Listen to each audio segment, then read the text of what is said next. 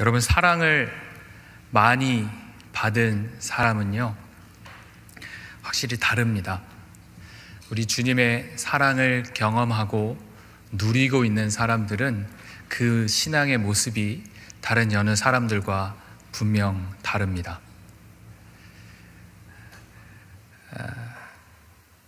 여기에 모인 모든 화평의 가족분들은 우리 주님의 사랑을 잘 아시고 기억하는 여러분들이시기에 그 모습이 그 여느 사람들과 다를 거라고 생각됩니다. 우리 옆에 계신 분들과 함께 인사 나누었으면 좋겠습니다. 사랑을 참 많이 받으신 것 같아요.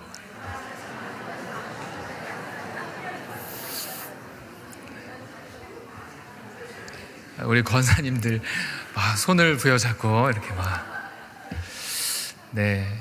오늘 특별하게 또 전도폭발 수료 예배로 함께 하나님 앞에 예배 드릴 수 있음에 너무 감사합니다. 이 앞이 더 이렇게 풍성하니까 이 앞에서 말씀 전하는 제가 마음이 이미 풍족한 상태인 것 같습니다. 오늘 함께 나누는 이 성경 말씀은요, 다니엘서입니다. 다니엘서 마지막 장인 12장에 기록된 3절의 말씀, 오늘 함께 읽은 말씀은 많은 사람들에게 전도에 관한 도전을 주고자 할 때 많이 사용하는 구절 중 하나입니다. 그리고 이 구절은 우리에게 영혼을 인도하는 일이 얼마나 크고 영광스러운지에 대해서 알려줍니다. 다니엘서는 참 오묘한 성경입니다. 12장으로 구성되어 있는데 절반인 1장부터 6장까지는 우리가 잘 알고 있는 여러 구체적인 역사를 기록했습니다. 예를 들어 다니엘의 새 친구 이야기라든지 사자굴에 던져진 이야기라든지 일화 중심으로 기록되어 있습니다. 그리고 나머지 7장에서 12장은요, 다니엘이 본 환상을 기록했습니다. 묵시적인 성격이 강하고 환상과 예언들이 즐비합니다. 그래서 우리가 느끼기에 조금 어렵게 느껴질지 모릅니다. 그리고 뒤이어 나오는 것이 종말에 관한 이야기입니다. 세상 끝날까지에 이르는 역사와 종말에 일어날 일들에 대해서 말씀하고 있습니다. 그날, 주의 날이 이르러 여러 제국들의 역사가 다 끝이 나고 결국엔 영원한 하나님의 나라가 도래한다는 겁니다. 그것이 다니엘서 전체에 곳곳에 드러나 있는 주제입니다. 비록 세상이 악한 자들의 지배를 받고 의로운 하나님의 자녀들이 고통을 당하지만 결국 하나님께서 그분의 절대적 주권을 발휘하셔서 생명책에 기록된 모두를 구원하신다라는 겁니다.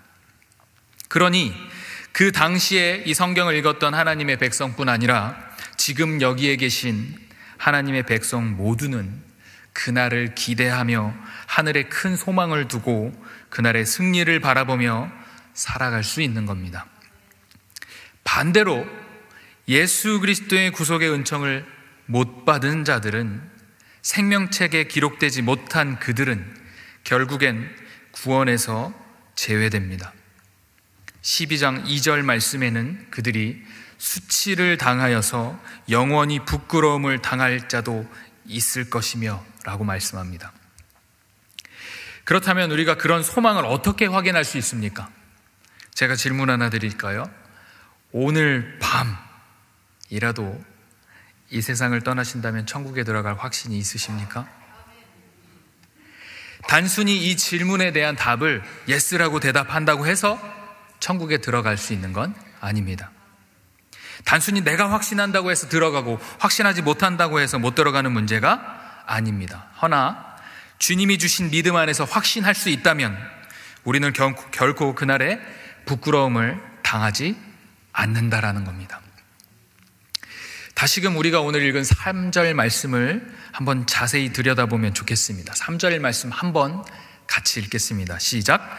지혜 있는 자는 궁창의 빛과 같이 빛날 것이요, 많은 사람을 옳은 대로 돌아오게 한 자는 별과 같이 영원토록 빛나리라. 아멘. 자세히 보시면 빛날 것이요, 따따따따따 빛나리라. 빛나는 두 그룹이 있는데요, 이 둘은 따로 나뉜 둘이 아닙니다.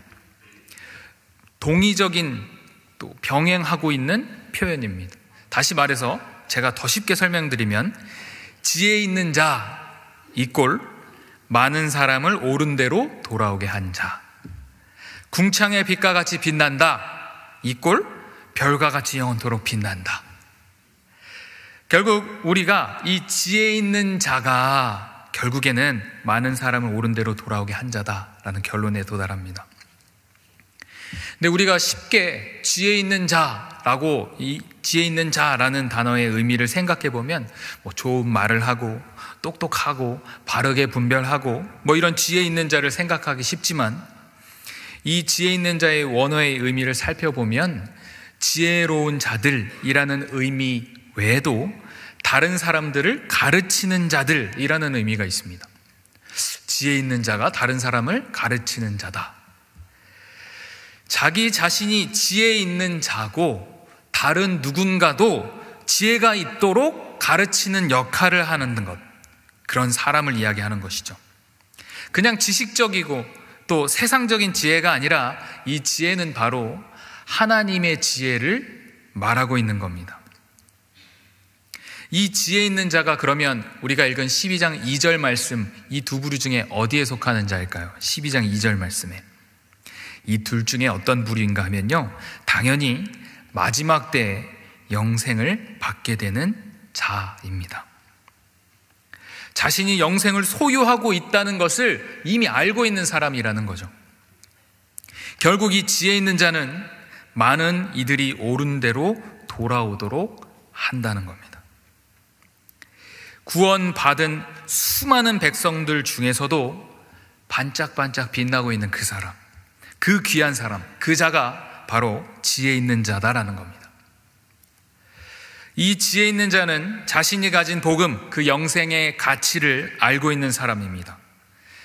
그것은, 그 가치는 영원히 불멸하고 그 가치는 떨어지지 아니하고 어떤 핍박과 환난에도 누그러지지 않으며 그것으로 인해 그 신앙이 꺾이지 않습니다. 누구나 다 그런 견고한 믿음을 소유하길 바라고 원하겠죠.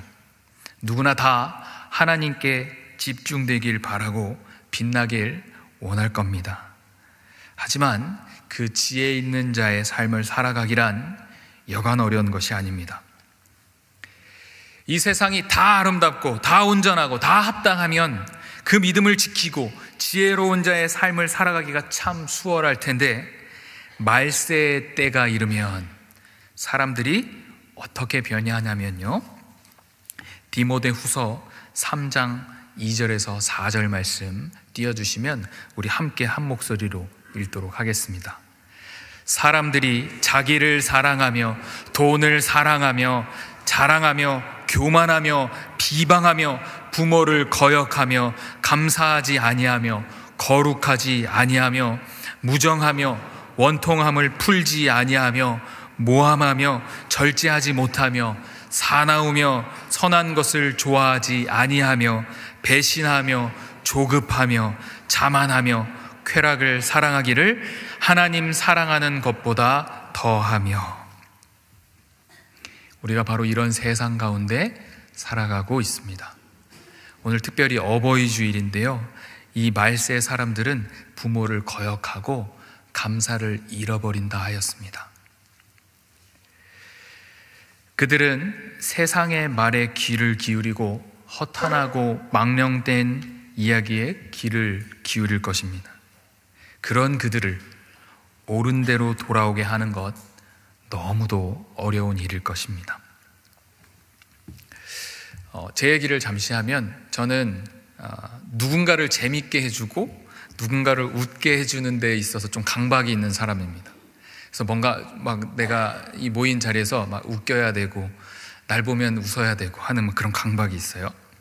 근데 약간 컨디션이 안 좋은 날에는 막 아무리 웃기려고 해도 막 사소한 거에 깔깔깔깔 웃어주던 사람조차도 웃어주지 않는 그런 사태가 발생하기도 합니다.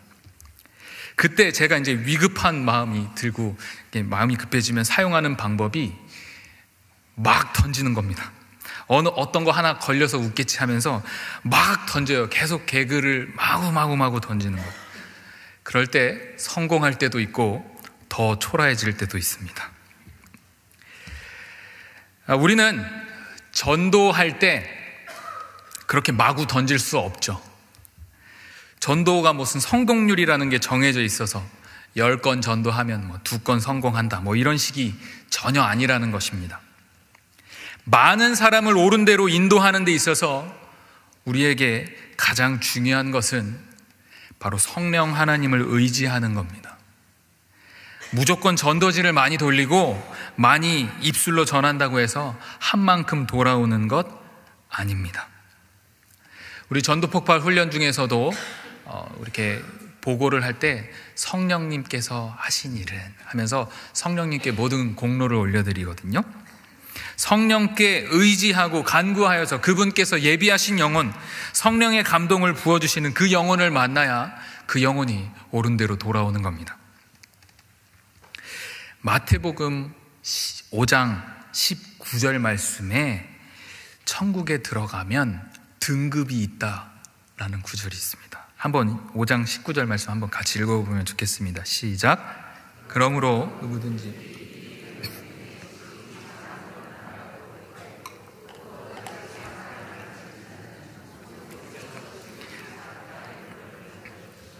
누구든지 이를 행하며 가르치는 자는 천국에서 크다 일컬음을 받으리라.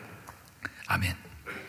지극히 작은 것, 그것 하나도 지키지 않으면서 누군가에게는 그렇게 가르치고 강요하는 누군가, 그 누군가가 있다면, 그가 천국에 갔다면 그는 천국에서 지극히 작다 일컬음을 받을 거라는 겁니다. 아니 뭡니까? 천국에는 슬픔도 눈물도 없는 곳이라고 했는데요, 하나님 공평하신 하나님이라고 했는데 저는 거기서도 푸대접을 받을 수 있다는 겁니까?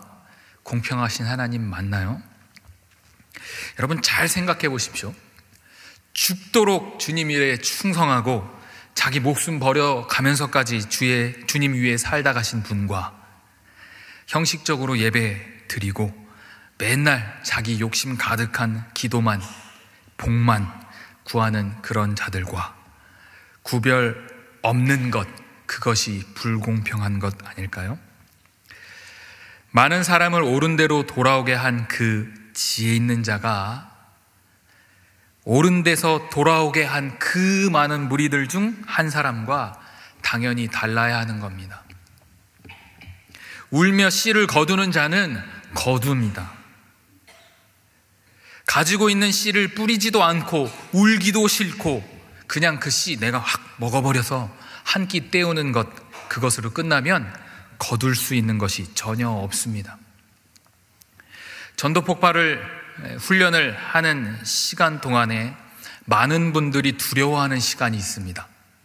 그 시간은 물론 암기 점검 시간도 그렇겠지만 현장 전도 시간입니다. 특히 노방 전도할 때죠. 아까 말씀드린 대로 말세의 때에 사람들의 상태가 어떻다고 말씀드렸죠? 십자가의 도가 멸망하는 자들에게는 미련한 것으로 여겨진다 하였습니다. 우리가 가진 이 최고의 가치를 가진 이 복음을 전해도 그들은 거절합니다. 그리고 우리 인간은 그 거절감을 너무도 견디기 힘들어합니다. 저 역시도 그 거절당하는 걸 전혀 느끼고 싶지 않습니다. 제가 작년에 전도폭발 임상훈련을 다녀와서 오후 예배 때 여러분들에게 말씀 전하면서 제 경험을 말씀드린 적이 있습니다. 노방전도를 하는데 어떤 젊은 한 청년이 저에게 극한 거절을 하고 제가 그 좌절감과 억울함과 분노에 막 가득 차 있었던 그런 모습들 여러분 생각나십니까? 저는 이 복음의 담대함을 믿습니다. 이 복음이 너무도 확실한 것이어서 저는 목숨 걸고 이 복음을 지킬 수 있습니다. 하지만 거절당하는 게 참 싫습니다. 너무 어렵습니다. 제가 작년 전도폭발 임상훈련 이후로 이 거절당하는 것에 대해서 조금 익숙해지자 하는 마음으로 저 혼자 좀 거절당하기 프로젝트를 조금 실시한 적이 있습니다. 일상에서 좀 거절을 당해보자 그래서 이제 저가 선정능력 좀 위쪽에 살고 있는데 교회에 이제 오가면서 횡단보도에서 이제 지나가는 같이 서 있는 사람에게 복음을 막 전하고 싶은 거예요.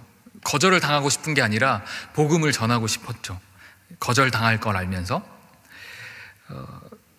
옆에 있는 청년에게 묻습니다. 혹시 저기요? 이러면 상냥하게 예? 이렇게 뭔가 주고받는 것 같은 느낌이 들어요. 저기요? 네? 혹시 교회 다니세요? 그러면 딱 한 발 뒤로 물러서 그리고는 저를 위아래로 막 훑어보기 시작하죠. 그리고는 굉장히 한심한 놈을 봤다 하는 눈으로 횡단보도를 자기 혼자 횡 지나가 버립니다. 그래서 횡단보도인지 횡. 되게 뒤늦게 웃으시네요. 네. 이런 거절당하는 것이 훈련이 되어 있지 않으면 마음의 상처를 받습니다. 이 내가 가진 복음의 가치는 확실한데 이 인간 대 인간에서 오는 그 거절감은 참 견디기 힘들죠. 그러나 그 한심한 놈 봤다 하는 눈으로 그렇게 횡 지나가고 있는 그 사람, 그 뒷모습을 바라보면서 그 마음 안에 주님께서 주시는 긍휼의 마음을 담는 것, 그리고 그 나에게 찬바람 쌩 하며 지나가고 있는 그 영혼을 위해서 한 번 더 주님 앞에 기도할 수 있는 것. 주님, 저 영혼도 주님 알게 하여 주십시오. 저 영혼도 나와 같이 이 복음의 가치를 귀히 깨닫게 하여 주십시오 하고 그 주님 앞에 간절히 읊조리는 그 기도 한마디, 그것이 우리 주님께서 우리에게 바라고 원하시는 마음이라고 생각합니다. 의를 위해 받는 고난, 그것은 주님 때문에 당하는 고난입니다. 로마서 8장 18절 말씀에 생각하건대 현재의 고난은 장차 우리에게 나타날 영광과 비교할 수 없도다. 아멘. 그 복음을 가진 자, 그 지혜 있는 자는 그날에 부끄러움을 당하는 것이 아니라 그날에 어마어마한 영광이 주어진다라는 겁니다. 사랑하는 성도 여러분, 천하보다 귀한 한 영혼, 그 영혼을 사랑하는 마음으로 지혜 있는 자의 삶을 살아가시길 주님의 이름으로 부탁드립니다.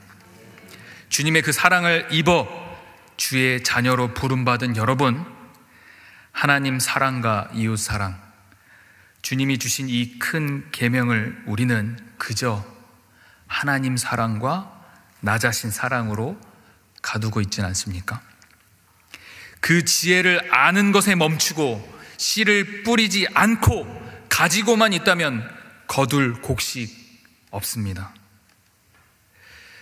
전도폭발 8주간의 시간이 여기 계신 훈련자 여러분들에게 귀한 도전의 시간이었음을 확신합니다.